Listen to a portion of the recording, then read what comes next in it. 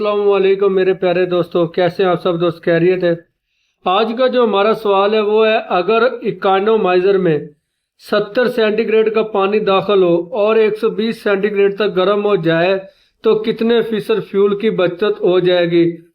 इस सवाल में कहने का मतलब ये है कि अगर बॉयलर के साथ इकोनोमाइजर लगाते हैं तो उससे कितने फीसद फ्यूल की बचत होगी।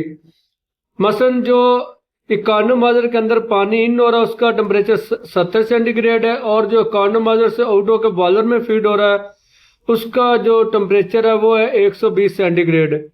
अब हम फ्यूल की बचत मालूम करना सीखेंगे। पानी का इनलेट टेम्परेचर 70 सेंटीग्रेड है और आउटलेट टेम्परेचर 120 सेंटीग्रेड है। जो टेम्परेचर बढ़ा वो कितना है हमारे पास, 120 माइनस 70 सेंटीग्रेड को 120 में से 70 को माइनस किया तो 50 सेंटीग्रेड मसलन का टेम्परेचर इजाफी बढ़ा। इकोनोमाइजर में से जो बाहर आउट हुआ, इकोनोमाइजर जो बॉयलर में फीड हुआ पानी, उस वो 50 सेंटीग्रेड इजाफी टेम्परेचर के साथ फीड हुआ। बॉयलर में पानी को स्टीम बनाने के लिए औसत 440 सेंटीग्रेड का फर्क चाहिए होता है।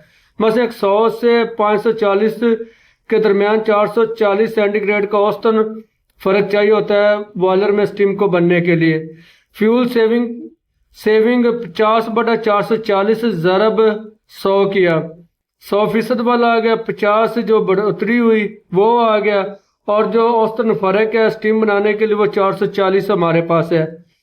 इसको मल्टीप्लाई किया तो ये हमारे पास 11% फ्यूल सेविंग आ गई। तो मेरे प्यारे दोस्तों, इकोनोमाइजर को बॉयलर के साथ लगाने से बॉयलर की एफिशिएंसी हमेशा बढ़ती है और आपकी फ्यूल सेविंग भी होती है। तो आज की इस एग्जाम्पल को जो आपने हल किया तो